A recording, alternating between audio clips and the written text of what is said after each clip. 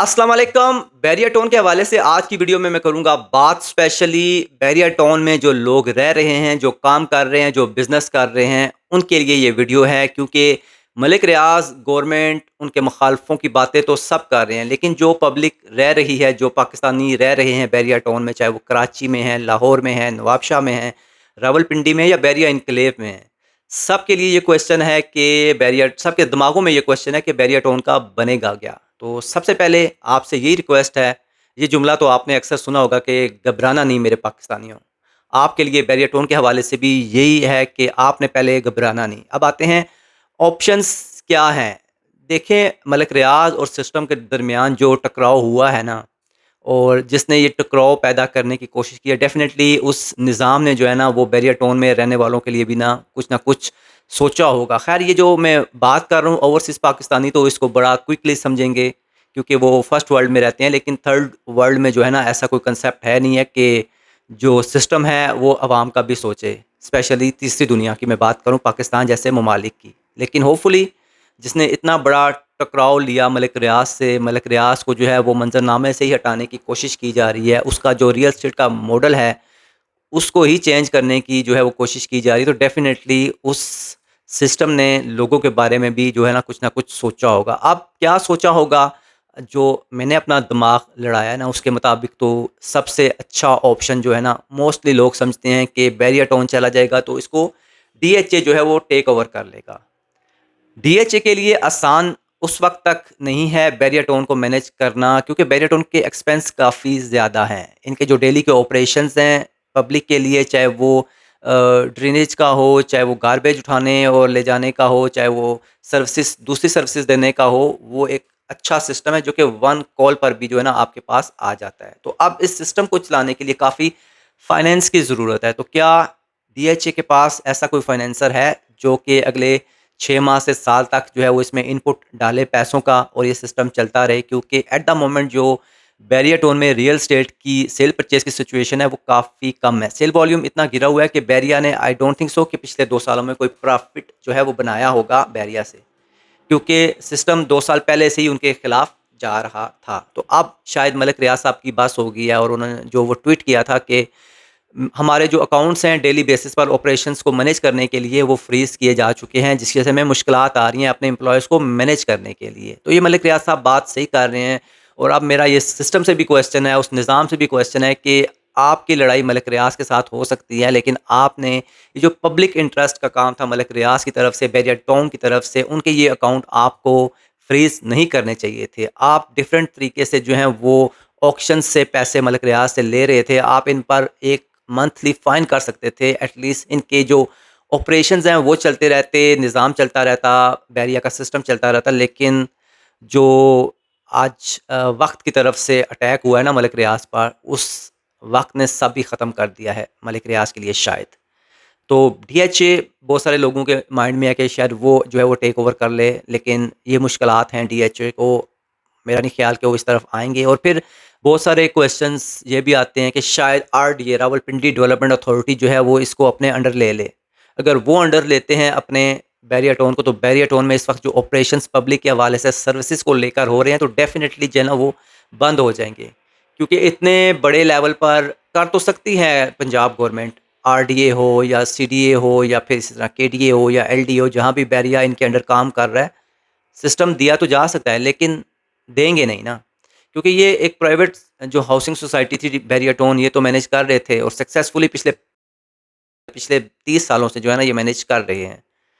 अब आरडीए की तरफ जाता है तो पब्लिक जो है इसके लिए बैरिया टाउन वैसा ही है जैसे जो बैरिया टाउन यूनिक था ओवरसीज़ पाकिस्तानियों के लिए या बहुत सारी पाकिस्तान के लोगों के लिए कि ये ज़रा हट कर है बल्दिया से, म्यूनसिपल कमेटी के अंडर जो इलाके हैं उनसे हट कर है बैरिया टाउन और डेफ़िनेटली बैरिया टाउन था।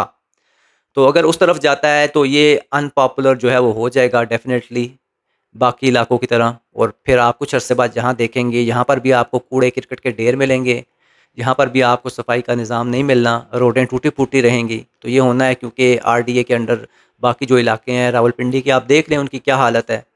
तो ये भी बड़ा ड्रॉबैक होगा बैरिया टाउन के लिए और यहाँ रहने वाले लोगों के लिए।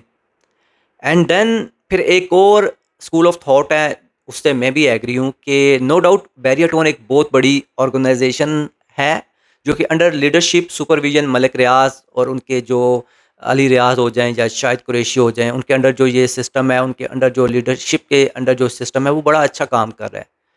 तो ज़ाहिर है जब ऑर्गेनाइजेशंस बड़ी होती हैं तो उनके अंदर भी पॉलिटिक्स होती है।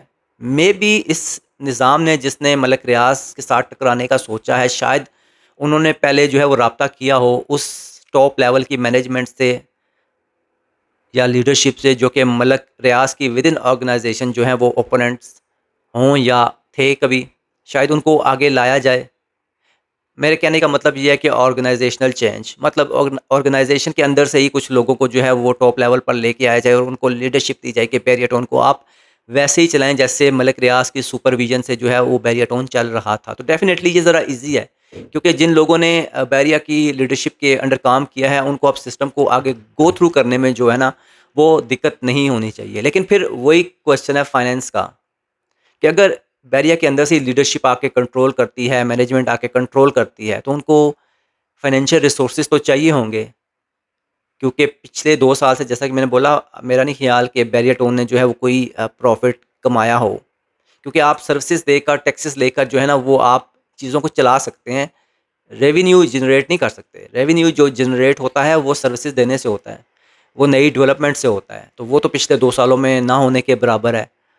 तो किसी एक ग्रुप को जो है ना वो इस मैनेजमेंट की, इस नई लीडरशिप की जो विदिन आएगी बैरियर टाउन से उभरेगी, अगर वो इसकी बागडोर संभालते हैं तो उनको काफ़ी फाइनेंशियली सपोर्ट करना होगा उस सिस्टम को जिसने टकराव लिया है मलिक रियाज के साथ। तो मेरे ख्याल में जो बेस्ट ऑप्शन है ना वो यही है कि विदिन बैरियर टाउन कोई ऐसी मैनेजमेंट टॉप लेवल की उठे जो मलिक रियाज की लीडरशिप को क्रॉस करते हुए इस बैरियर की बागडोर संभाले, और जो सिस्टम अभी चल रहा है इसको ऐसे ही चलने दिया जाए। क्योंकि मलिक रियाज जो भी हो जाए, जो भी जैसे भी हैं मलिक रियाज, जो उनके करतूत हैं, जो उन्होंने किया नहीं करना चाहिए था, ये जो उनके केसेस हैं अलग बात है। लेकिन रियल एस्टेट के हवाले से जो सिस्टम, जो मॉडल इंट्रोड्यूस करवाया था मलिक रियाज ने बैरियटोन की शक्ल में, this is the best system.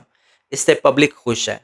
Public को जो है ना इससे काफ़ी सर्विसेज मिलती हैं, आल दो महंगी हैं, टैक्सेस दे रहे हैं, लेकिन सर्विसेज हैं तो सही, चाहे वो सिक्योरिटी की हों, चाहे वो बाकी सर्विसेज हों, वाटर की, ड्रेनेज की, या गार्बेज उठाने की, या टेक्नीशियंस की। तो ये सारी सर्विसेज तो दे रहे हैं ना, तो यही बेस्ट है। यही जो है वो डिफरेंशिएट करता है, यही जो है अलग करता है बैरियर टोन को बाकी हाउसिंग सोसाइटी से, बाकी पंजाब के इलाकों से, सिंध के इलाकों से, फेडरल में जो कुछ हो रहा है। इवन सीडीए को आप देख लें, सीडीए जो है वो बैरियर टोन जो सॉरी सीडीए जो है वो इवन इस्लामाबाद के सेक्टर्स को वो सर्विसेज नहीं दे रहा जो कि बैरियर टोन जो है अपने रेजिडेंट्स को दे रहा है। याद रहे, बैरियर टोन में लगभग, सिर्फ मैं रावलपिंडी सिटी की बात करूँ ना, तो लगभग 20,000 जो है ना वो रजिस्टर्ड घर हैं, और एवरेज निकालें तो लगभग 40-50 हज़ार लोग जो है ना वो इन 1 to 8 फेज़ में रह रहे हैं। So it's a big market. तो होपफुली सिस्टम जो है इसको छेड़ेगा नहीं, इस मॉडल को छेड़ेगा नहीं। इस मॉडल को चलाने के लिए वो कुछ जो है ना अपॉर्चुनिटीज़ लेकर आएगा, और शायद अगर उनके दिमाग में नहीं है तो ये जो वीडियो है ना इसने उन्हें एटलीस्ट एक गाइडलाइन दे दिया है कि बेस्ट यही है कि एक मैनेजमेंट, टॉप लेवल की management without Malik Riyaz leadership and vision होनी चाहिए, होगी बैरियर टोन के अंदर, जो कि इस बैरियर टोन को सँभाल सके। तो जिन लोगों के ज़हनों में ये सवाल थे कि क्या बनेगा, बैरिया ख़त्म हो जाएगा, या वो इन्वेस्टर्स या वो जिन लोगों के यहाँ पर प्लॉट थे, ऑल्दो एट द मोमेंट अगले 2-3 माह में जो है ना वो प्राइसेस को दचका लगेगा, गिरेंगी। अगर मलिक रियाज साहब जो है ना वॉकआउट कर जाते हैं, अपना हाथ उठा लेते हैं, तब की ये बात है।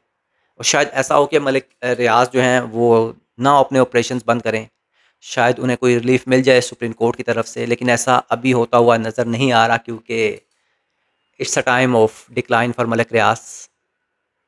सो बाकी मलिक रियाज साहब की जो एक्टिविटीज़ हैं, जो कुछ हुआ, क्यों डिक्लाइन आया मलिक रियाज पर इतना फेम पाने के बाद, क्यों जो बैरियर टाउन का ज़वाल आया, उस पर एक अलहदा से वीडियो बनेगी। वो भी आप देखिएगा अगले कुछ दिनों में, एक डिटेल से रिसर्च बेस्ड जो है वीडियो है वो लेकर आऊँगा। एट द मोमेंट ये सबसे बड़ा क्वेश्चन जो था वो रेज़ हो रहा था जो बैरियर टाउन में रहने वाले रेजिडेंट हैं उनके दिमागों में, कि क्या बनेगा बैरियर टाउन का, इन्वेस्टर्स का, बायर्स का, कि उनके प्लॉट्स हैं, प्रॉपर्टीज़ हैं, उनका क्या बनेगा। तो एट द मोमेंट जिसने इतना बड़ा कदम उठाया है उसने इस बड़ी आबादी, इस बड़े जो स्टेक होल्डर्स हैं बैरियर टाउन के, स्पेशली पब्लिक सोचा तो होगा, वैसे सोचता कोई नहीं है पाकिस्तान में अवाम का, लेकिन डेफ़िनेटली प्रेशर तो आएगा क्योंकि मोस्टली बैरियर टोन का ये जो बिज़नेस मॉडल है, इसमें इन्वेस्टमेंट जो है वो ओवरसीज़ की है और ओवरसीज़ की एक पावर है, जिसको वो इस्तेमाल करने का हक रखते हैं और नॉलेज भी है, अवेयरनेस भी है। तो डेफ़िनेटली ये उस शख्स या उस सिस्टम के ज़हन में ये बात होगी कि अगर मलिक रियाज़ को हटाते हैं तो उसकी सुपरविज़न, उसकी लीडरशिप भी साथ ही जाएगी। तो उसको जो है वापस उसको कंट्रोल करने के लिए किस इंडिविजुअल को या किस लीडरशिप को आगे लेकर आना है, ये सारा प्री प्लान होगा डेफ़िनेटली। ख़ैर उम्मीद नहीं है, लेकिन मेरी सोच ये है कि होगा, शायद हो भी और शायद ना भी हो।